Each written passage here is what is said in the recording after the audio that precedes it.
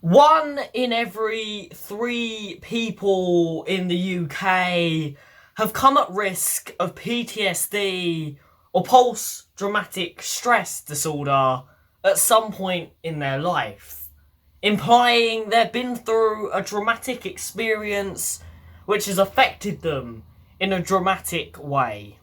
It could have been a car accident, it could have been child neglect, it could have been a plane crash, it could have been anything that is considered out of the norm for that person's life.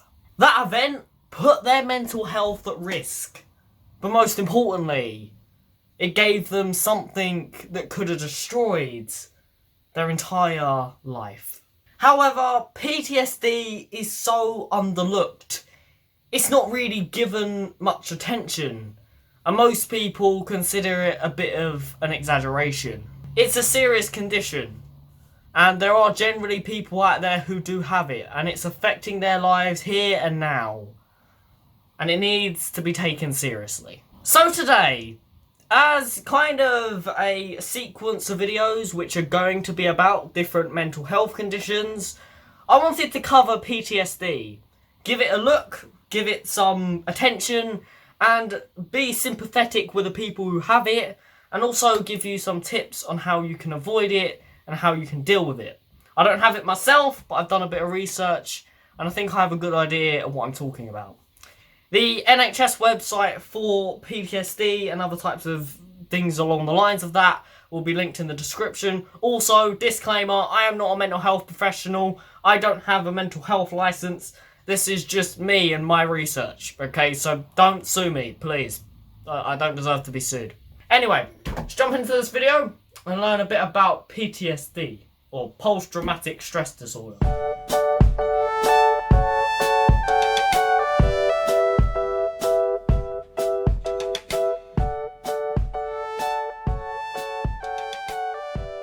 What's up guys, welcome back to the Focus Future channel. I hope you guys are all having an amazing Tuesday, it should be, or whatever day of the week it is. I can never reassure you it's the day I say it is anymore, because my schedule is a complete mess.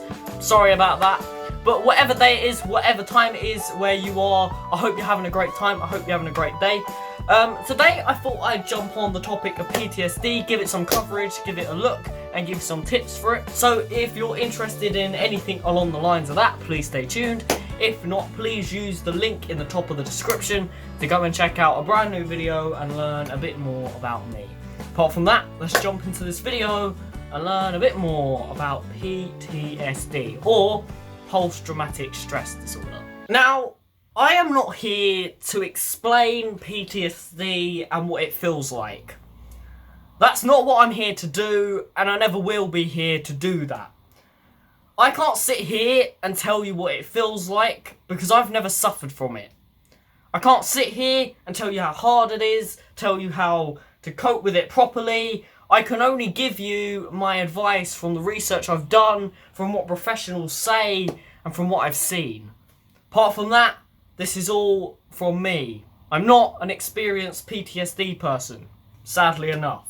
However, I have a very good understanding of mental health, and I think once I've done my research on something, I can be quite sympathetic towards them people, and I can kind of adapt the things I've been through in my life and the things that I've seen my friends go through and the research I've done to put together some tips for you guys. PTSD is such a big thing in our society, but it's not really acknowledged the way I'd like it to be acknowledged. As I said in the intro, 1 in every 3 people within the UK will suffer from a traumatic event in their life at some point, or already have, which means they are already at risk of PTSD. That doesn't necessarily mean that every person in them 1.3 people has PTSD. Some of them, it is just a very basic form of trauma stress, and they get over it. Others, it leads into a more severe condition, as we are talking about today, called post-traumatic stress disorder. So if that many people, just in one little tiny island, are at risk of going down with PTSD, then why are we not talking about it more? Well, let's have a chat about it. and see what we think. Now, this term PTSD can get quite a few people very confused. The actual wording behind it stands for post-traumatic stress disorder. Let's break down each of them words and see what they each mean. Pulse. It's something that's instant. It's something that's there. It's something that's a bit in your face. It's like a pulse. It's like a heartbeat. It happens instantly. Traumatic, meaning it's horrible. It's traumatizing. It destabilizes you.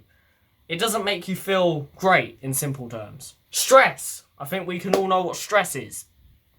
And then it's a form of disorder, meaning it's officially in the mental health books. It doesn't sound nice. There's a lot of words just in that short paraphrase which don't sound nice. You've got dramatic and stress. Them words to me just sound very scary. And believe you me, the condition is extremely scary. And for the people who suffer from it, it's very dramatic, as goes by the name. PTSD affects people in ways that might become life-changing. It doesn't always become life-changing, but it can do. It can change their perspectives on life. It can change their daily routines, and it can make them scared of things that they were never scared of before. It can give them hallucinations. It can allow emotions to creep up that have never really creeped up before. It can stop them from going to different things because they're now physically terrified of it. But most importantly, it puts them in a very vulnerable mindset. And the most likely way of any person getting PTSD is through traumatic childhood experiences, or things happening as a child which a child is not meant to have to deal with. This could be neglect, mistreatment, underdevelopment, abuse, or forms of bullying. All these things can cause major PTSD, and most of the time, it's what affects kids the most. Now, don't get me wrong. Not every child who's been through a traumatic experience in their life suffers from PTSD.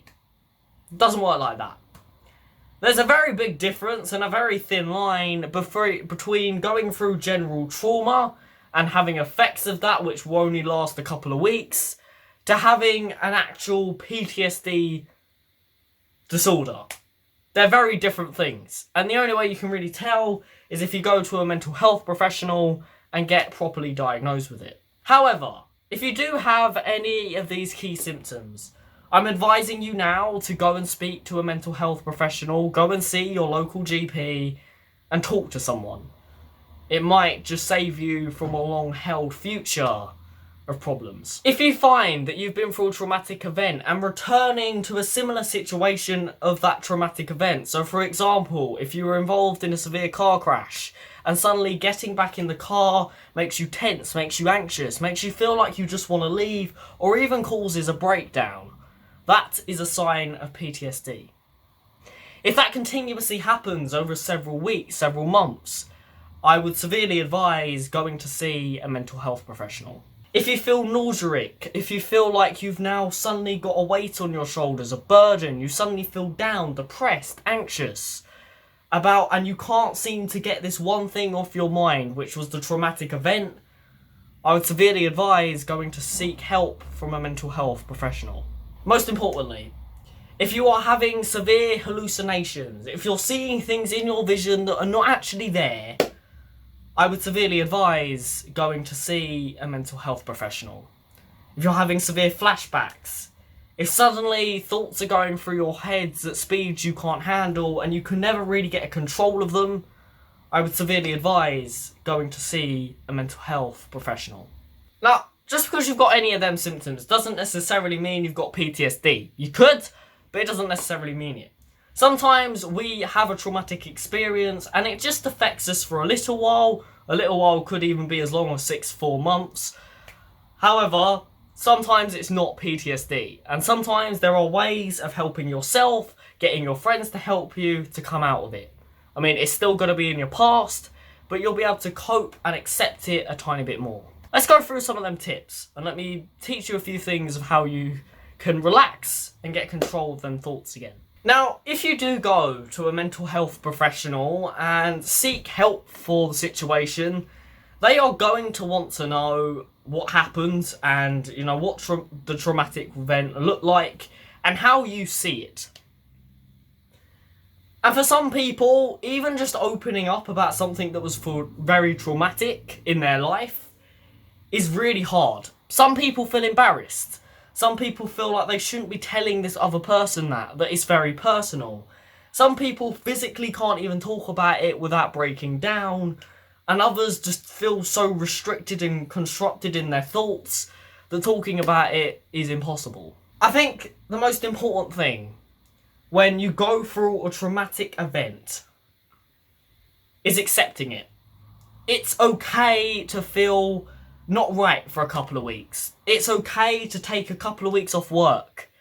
It's okay to not feel okay, as society would put it. Don't expect yourself, after walking away from a car crash, after having a childbirth that didn't go great, it's fine after them events to just want to sit back and do nothing. To cry, to feel anxious. Any person who is not a psychopath would feel like that. It could take a matter of 4 weeks before you even start to fully recover. You have just experienced a traumatic thing in your life. Something that your brain has never seen before. Something that your brain couldn't have coped with. Your stress levels went from normal to over the top to the point your brain was just like, what the frick is happening? You may need a couple of weeks to get yourself together. You're gonna need that support of your family, your friends, and your closest relatives. You're gonna need that time, that space alone to reflect, to cry, to feel like you can be you for that couple of seconds. You can unleash all them negative emotions without being judged. Society puts forward this impression that, especially as a man myself, I know I'm now going into sexism, but I need to express this, that I have to be tough. I have to be this strong-willed dude who powers through everything and doesn't ever show emotion. And it is the biggest load of rubbish I've ever heard, and it actually has long-term effects on people's life. No matter what gender, no matter what race, no matter what personality you have, no matter how bad or good you are, you deserve, after a dramatic experience, to be able to step back from life and recover. And don't forget that.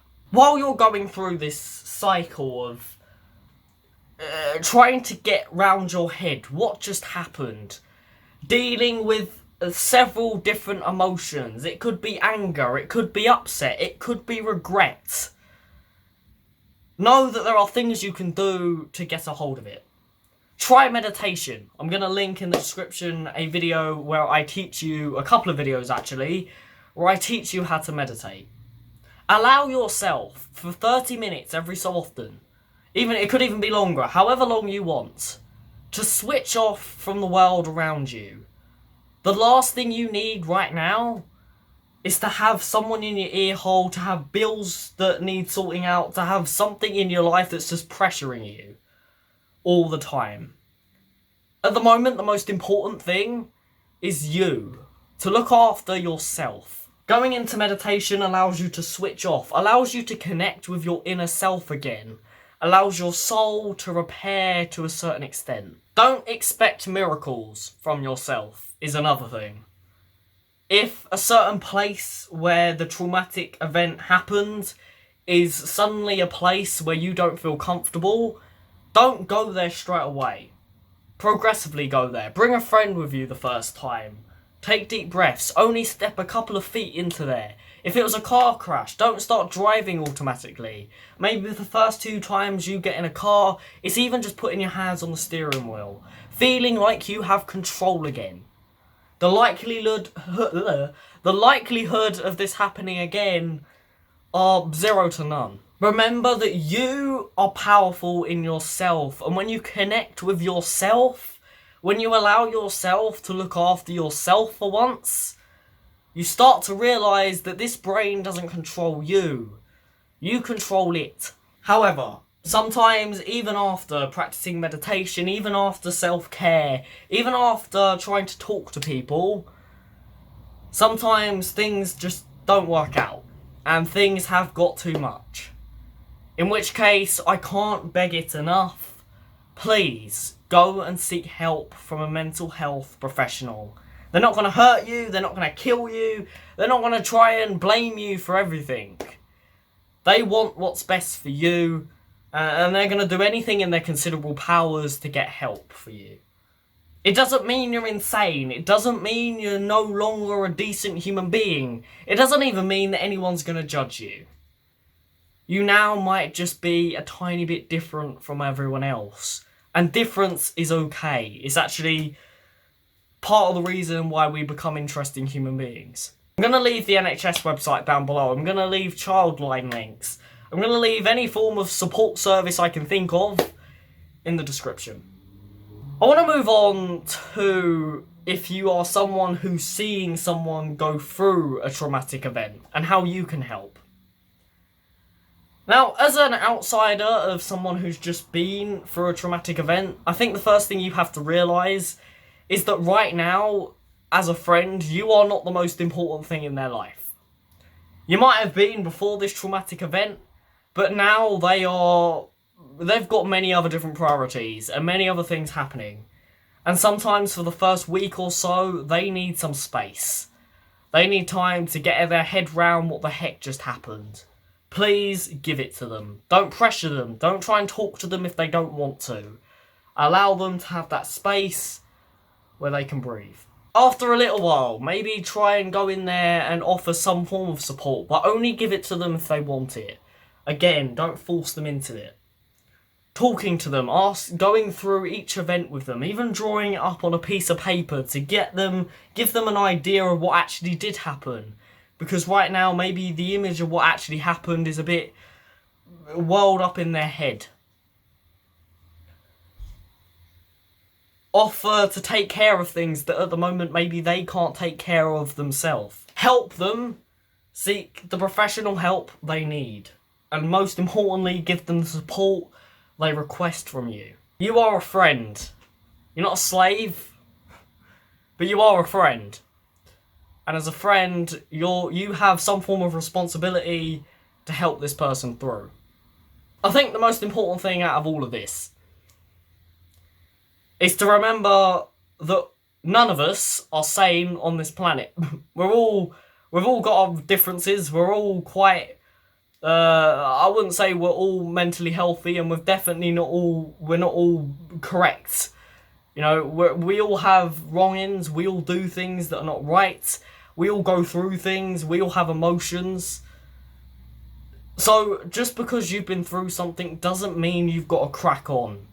It's fine. It's okay. And you are allowed to be how you are at the moment. And you are allowed to seek professional help. Don't see, seeking professional help as this thing of shame and regret and something that people are going to look down on you upon. If someone does look down on you because you seek professional help, kick them out of your life. They don't deserve you.